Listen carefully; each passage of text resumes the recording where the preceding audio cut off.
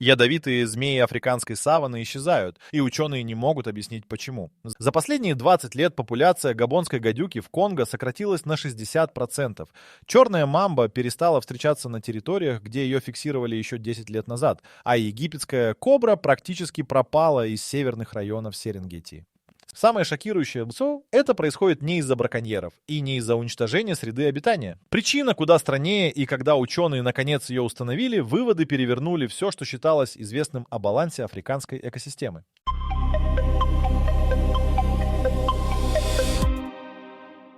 В феврале 2022 герпетолог Клаус Бауэр вышел на стандартный маршрут мониторинга в национальном парке Крюгера. Маршрут, который он проходил каждые 3 месяца на протяжении 14 лет. За весь день он не зафиксировал ни одной змеи, ни следа, ни сброшенной кожи, ни характерных нор.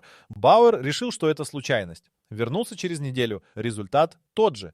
Тогда он поднял архивы и обнаружил, что показатели падают с 2018 года. Плавно, почти незаметно, пока не стали катастрофой. Бауэр разослал запросы коллегам из 7 африканских стран. Ответы пришли в течение 2 недель, и все они говорили об одном. Жан-Пьер Мулумба из Демократической Республики Конго сообщил, что популяция лесной кобры на его участке упала на 47% за 5 лет. Нигерийский зоолог Адаора Эзе зафиксировала полное исчезновение ромбической гадюки на 3 из 5 контрольных точек. В Танзании коллеги Бауэра последний раз видели черную мамбу в районе реки Руфиджи в марте 21.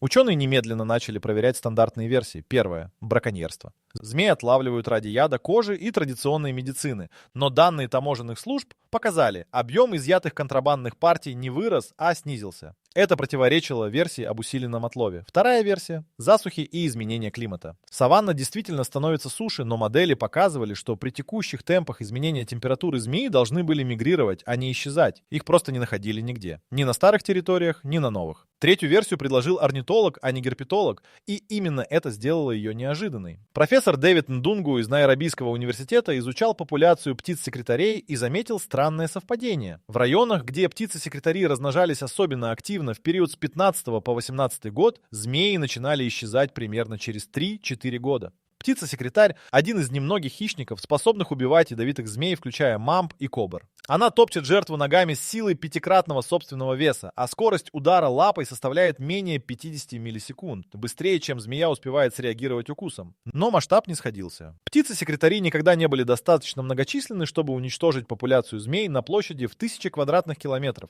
Ндунгу сам признал, что его наблюдение – лишь корреляция, а не причина. Тогда группа Бауэра начала анализировать данные со спутников и камер слежения в заповедниках. Именно там они нашли первую настоящую улику. И она не имела никакого отношения ни к браконьерам, ни к птицам, ни к климату. На записях камер в парке Хванге в Зимбабве исследователи зафиксировали поведение, которое прежде никто не описывал в научной литературе. Мангусты, небольшие хищники, давно известные своей устойчивостью к змеиному яду, действовали скоординированно. Не парами, не случайными группами, а организованными стаями по 12-18 особей. Они методично прочесывали участок, загоняли змею и атаковали одновременно с нескольких сторон. Одна запись длилась 8 минут. Стая загнала и уничтожила крупную мозамбикскую плюющуюся кобру, не потеряв ни одной особи. Такого группового охотничьего поведения у мангустов прежде не документировали. Что-то заставило их измениться.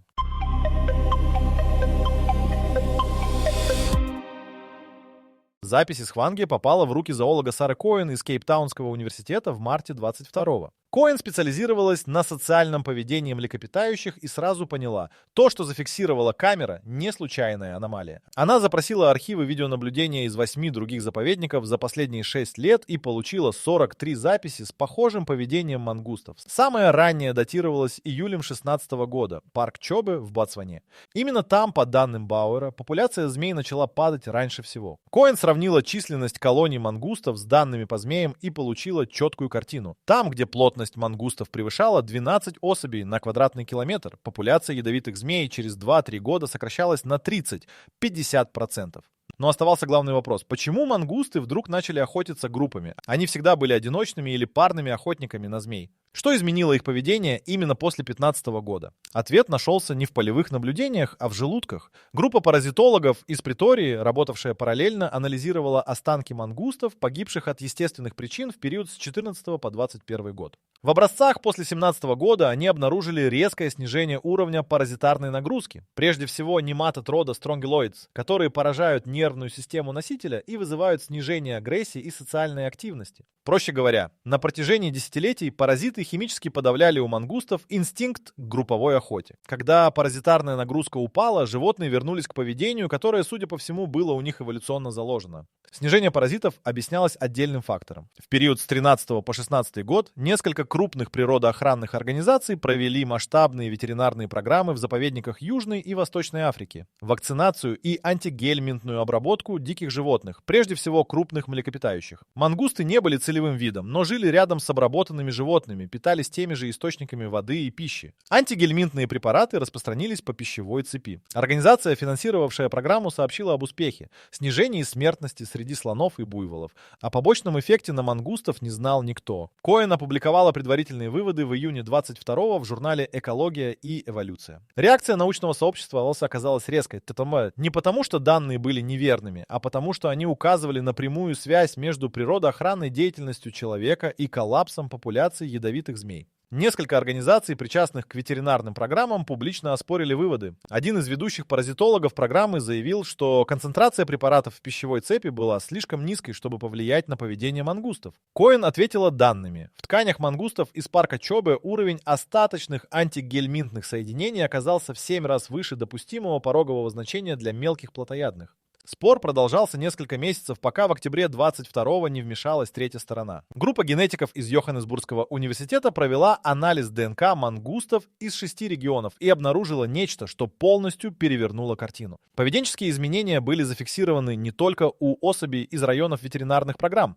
Групповая охота на змей появилась и в популяциях, куда антигельминтные препараты физически не могли попасть. В том числе в изолированных районах Северного Мозамбика, где никаких программ не проводилось. Это означало одно – паразиты исчезали не только из-за человеческого вмешательства. Что-то еще меняло биологию мангустов по всему континенту одновременно.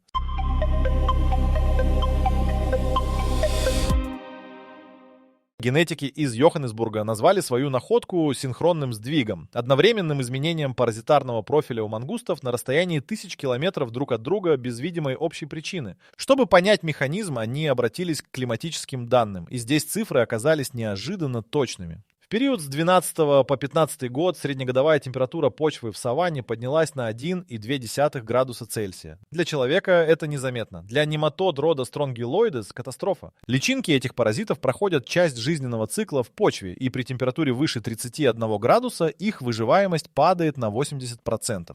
Именно такую температуру почва в ключевых районах саванны стала стабильно держать после 2013 года. Паразиты не были уничтожены антигельминтными препаратами. Они вымерли в грунте раньше, чем успевали заразить новых носителей. Ветеринарные программы лишь ускорили процесс там, где он уже шел сам по себе. Это открытие переместило фокус с мангустов обратно на климат, но совсем иначе, чем предполагалось в начале расследования. Змеи исчезали не потому, что засуха уничтожала их напрямую. Цепочка была длиннее и тоньше. Потепление почвы убивало паразитов. Паразиты переставали подавлять поведение мангустов, мангусты начинали охотиться группами и выбивали змей быстрее, чем те успевали восстанавливать популяцию.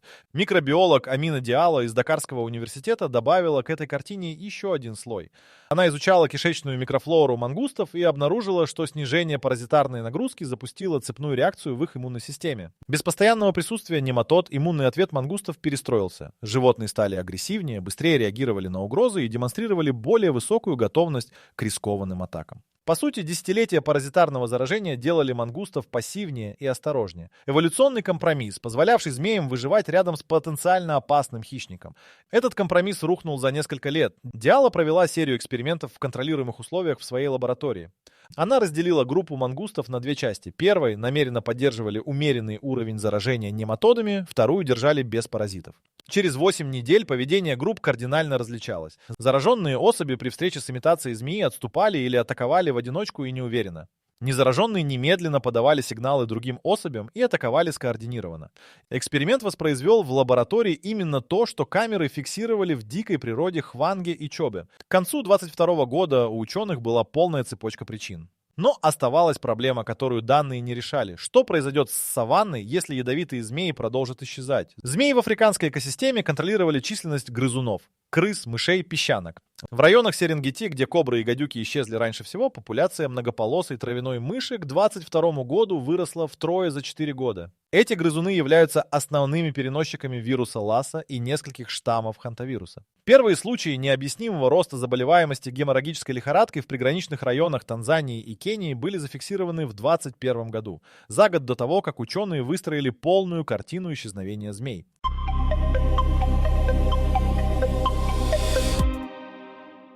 Рост популяции грызунового в Серенгети заметили раньше ученых, местные фермеры. В деревне Лолионда на севере Танзании в 2020 году крысы уничтожили треть урожая маиса. Впервые за 20 лет, по словам старейшин. Районный агроном списал потери на погоду. В 2021 потери составили уже половину урожая, и крысы начали проникать в жилые дома.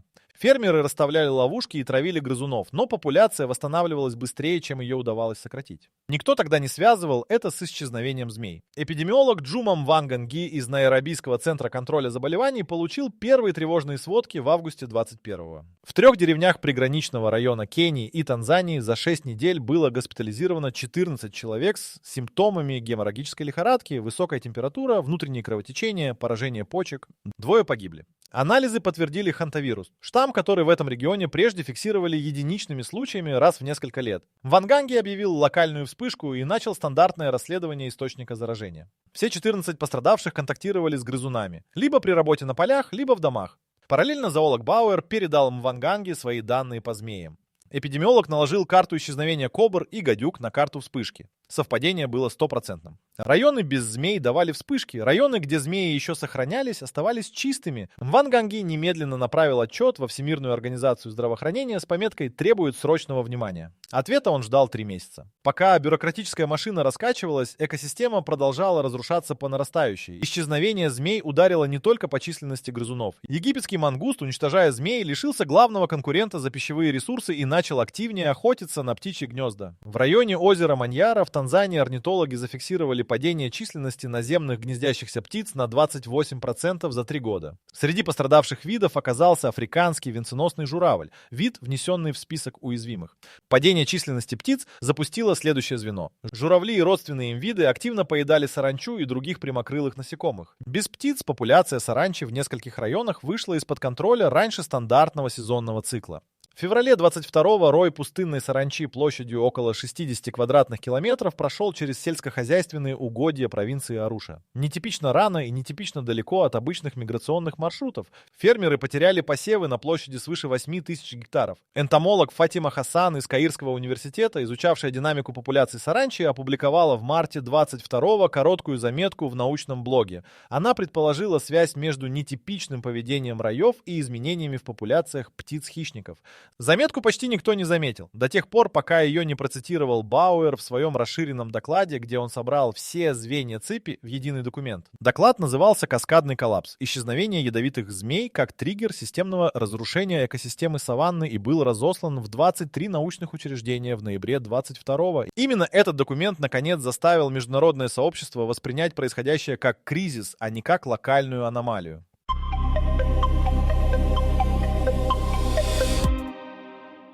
Доклад Бауэра прочитали в Найроби, Женеве и Вашингтоне в течение 2 недель после рассылки. Но самая быстрая реакция пришла не от научных институтов и не от правительств. Она пришла от страховых компаний. 3 крупных агростраховщика, работавших в Восточной Африке, запросили полные данные исследования уже через 4 дня. Их аналитики подсчитали. Если тенденция продолжится, сельскохозяйственные потери в регионе к 2026 году превысят $2 миллиарда ежегодно. Деньги сделали то, чего не смогли сделать научные публикации. Привлекли политическое внимание. В январе 23-го в Найроби прошло экстренное совещание представителей природоохранных ведомств 9 африканских стран. На нем впервые официально признали, исчезновение ядовитых змей является экологическим кризисом регионального масштаба. Но признание проблемы и понимание того, что с ней делать, разные вещи. На совещании выяснилось, что ни у одной из стран нет действующей программы защиты змей. Существовали программы по крупным млекопитающим, по птицам, по морским видам, но змеи исторически воспринимались как угроза, а не как объект охраны. Пока чиновники формировали рабочие группы, природа продолжала посылать сигналы. В марте 23-го в дельте реки Окаванго в Ботсване зафиксировали явление, которое местные следопыты назвали Великим Исходом. Несколько тысяч импал одновременно покинули пастбище в пойме и ушли на возвышенность. Причина стала ясна через неделю. Пойму заполонили многополосые травяные мыши в такой концентрации, что трава была объедена под корень на площади около 120 квадратных километров. Импалы физически не могли пастись на захваченной грызунами территории. Ветеринар Киабетсве Ситхоле, работавшая в Окаванго, взяла пробы у нескольких мышей из этой популяции. Хантавирус подтвердился у 80% проверенных особей. Это был самый высокий показатель инфицированности грызунов, когда-либо зафиксированный в регионе.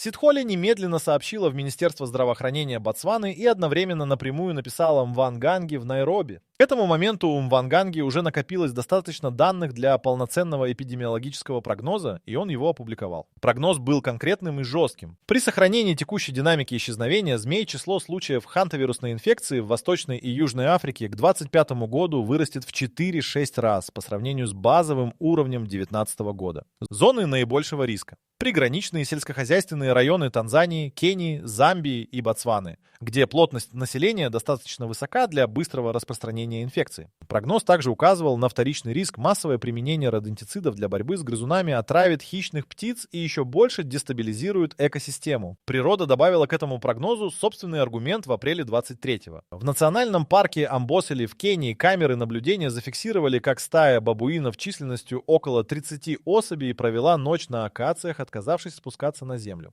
Утром смотрители обнаружили причину. Всю ночную зону под деревьями покрывал сплошной ковер из мышей. Бабуины, которые обычно ночуют на деревьях из-за леопардов, на этот раз не рискнули спуститься не из-за хищника. Фотография, сделанная смотрителем Джозефом Камау, облетела международные новостные агентства за 24 часа и сделала то, чего не смогли сделать научные доклады и страховые расчеты, показала кризис наглядно. На следующий день запрос на финансирование экстренной программы по восстановлению популяции змей получил предварительное одобрение от 3 международных природоохранных фондов одновременно.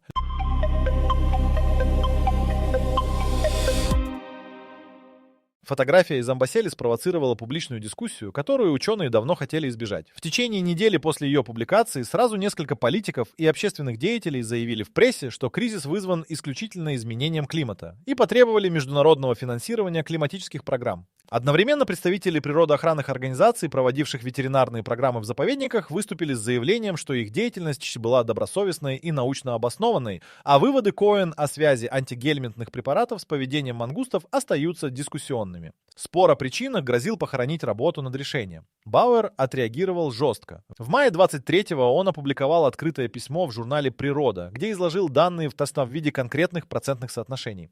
Климатический фактор потепления почвы и гибель личинок нематод объяснял 53% зафиксированного снижения паразитарной нагрузки у мангустов. Антигельминтные ветеринарные программы объясняли еще 29%. Оставшиеся 18% приходились на фрагментацию среды обитания, строительство дорог и сельскохозяйственное освоение земель, которое разрушало привычные маршруты миграции змей и замедляло восстановление популяций. Ни один фактор не был единственным виновником. Все три действовали одновременно и усиливали друг друга. Это разделение процентов оказалось важнее любых научных аргументов, потому что сделало ответственность конкретной. Климат менять немедленно невозможно, но ветеринарные программы можно пересмотреть прямо сейчас. И строительство дорог через миграционные коридоры можно остановить прямо сейчас. Письмо Бауэра сместило дискуссию с вопроса, кто виноват, на вопрос, что делать сегодня. Параллельно генетики из Йоханнесбурга добавили новые данные, которые усложнили картину еще больше. Анализ ДНК змей из исчезающих популяций показал критически низкое генетическое разнообразие. Популяции, которые сократились ниже определенного порога, теряли способность к нормальному воспроизводству даже при отсутствии внешних угроз. Это означало, что даже если убрать всех три фактора одновременно, снизить температуру почвы, прекратить антигельминтные программы и остановить строительство, часть популяции уже не восстановится самостоятельно. Им нужно активное вмешательство, разведение в неволе и повторное заселение. Проблема в том, что разведение ядовитых змей в неволе технически сложная и дорогостоящая задача. Единственные учреждения в Африке, имевшие достаточный опыт работы с мамбами, кобрами и габонскими гадюками в контролируемых условиях, были серпентарии при медицинских институтах, где змей держали исключительно для производства антияда. Их мощности были рассчитаны на поддержание небольших рабочих популяций, а не на массовое разведение для реинтродукции. Зоолог Нджери Вавепи из Найробийского университета взялась за расчеты в июне 23-го.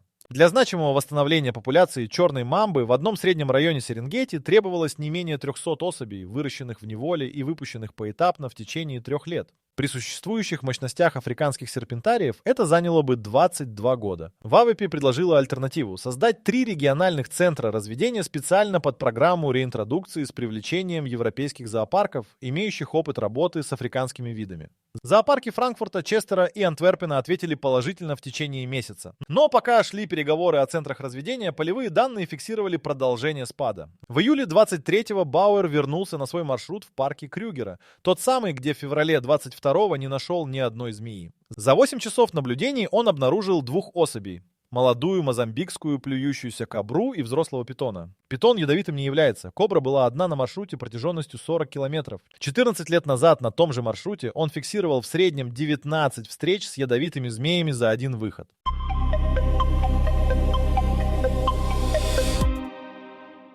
Переговоры о центрах разведения завершились в сентябре 23-го подписанием соглашения между 7 африканскими странами и консорциумом из 11 европейских зоопарков. Финансирование на первые 3 года составило 18 миллионов евро. Меньше половины от того, что ВАВЭПИ считала необходимым минимумом. Первый центр решили строить в Замбии, в буферной зоне национального парка Кафуэ, где инфраструктура была достаточно развита, а популяции змей еще не достигли критически низкого порога. Строительство началось в ноябре 23-го и должно было занять 14 месяцев. Но уже в январе 24-го возникла проблема, которую никто не предусмотрел. Местные общины, живущие у границ парка Кафуэ, узнали о программе разведения кобр и мамб и выступили против. На встрече с районной администрацией старейшина деревни Мунали Читаму заявил прямо: его деревня потеряла 3 жителей от укусов змей за последние 10 лет и намерена разводить этих животных в 2 километрах от домов. Это государственное преступление против собственного народа.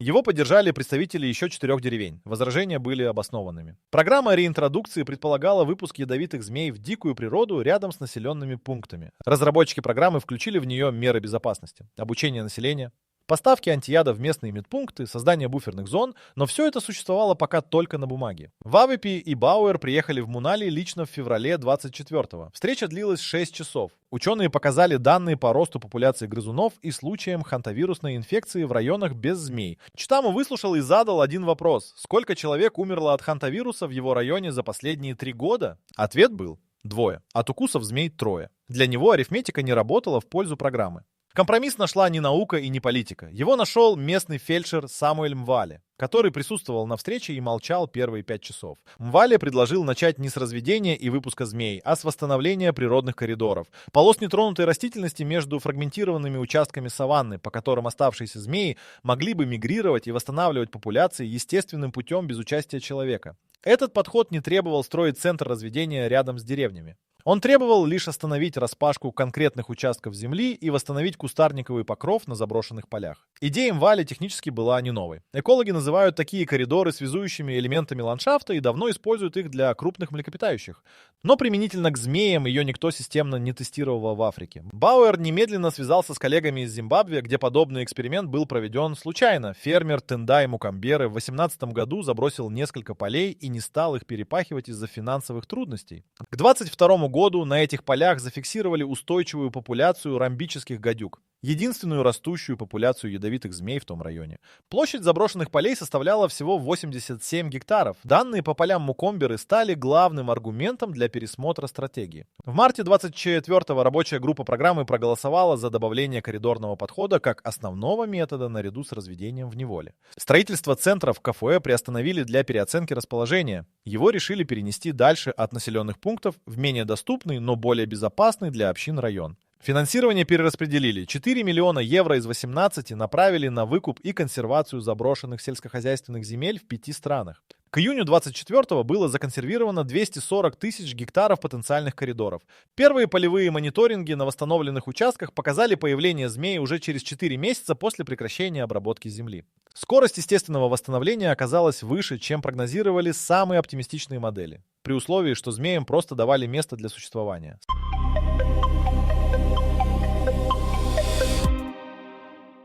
Пока программа восстановления набирала обороты, генетики из Йоханнесбурга опубликовали в августе 24-го данные, которые превратили рабочее совещание в Найроби в кризисный штаб. Анализ популяционной генетики черной мамбы показал, в 3 из 8 исследованных регионов уровень инбридинга достиг порога, за которым популяция теряет жизнеспособность необратимо.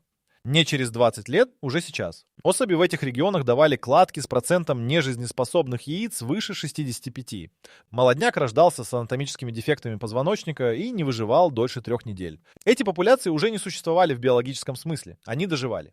3 региона с необратимыми потерями располагались в центральном Мозамбике, на севере Зимбабве и в Южной Кении. Суммарная площадь около 200 тысяч квадратных километров саванны, полностью лишенной жизнеспособной популяции черной мамбы. Для сравнения, эта территория сопоставимая с площадью всей Великобритании. На этой территории контроль над популяцией грызунов теперь отсутствовал полностью, и восстановить его естественным путем было уже невозможно. Эпидемиолог Мванганги получил эти данные в тот же день и немедленно пересчитал свой прогноз 2022 года. Новые цифры оказались хуже исходных в 2 раза. При текущей динамике роста популяции грызунов на территории 3 пораженных регионов к 2026 году ожидалось не 4-6-кратное, а 80-кратное увеличение случаев хантавирусной инфекции. Это означало от 8 до 12 тысяч случаев в год на территориях, где медицинская инфраструктура была рассчитана на обработку нескольких сотен тяжелых инфекционных случаев ежегодно. В сентябре 24-го Мванганги выступил на закрытом брифинге Всемирной организации здравоохранения в Женеве.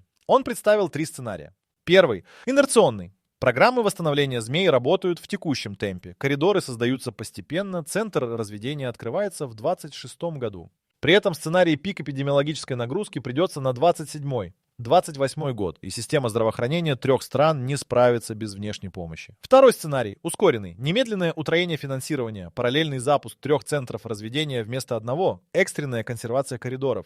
При этом сценарий пик удается снизить вдвое, но он все равно наступит.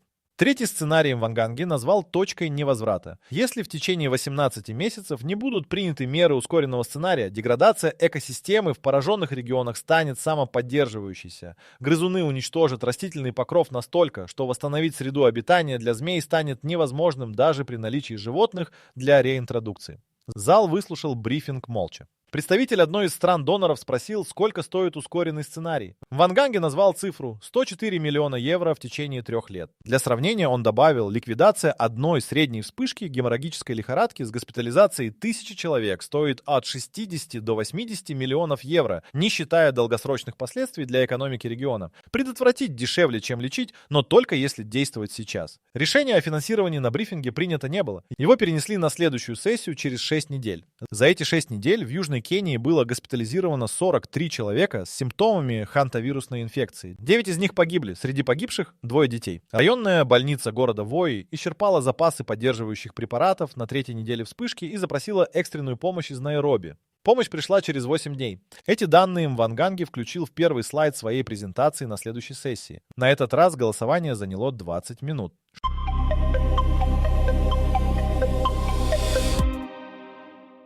Финансирование ускоренного сценария было утверждено в ноябре 24-го. 104 миллиона евро распределили между 3 новыми центрами разведения, программой коридоров и экстренным усилением медицинской инфраструктуры в зонах риска.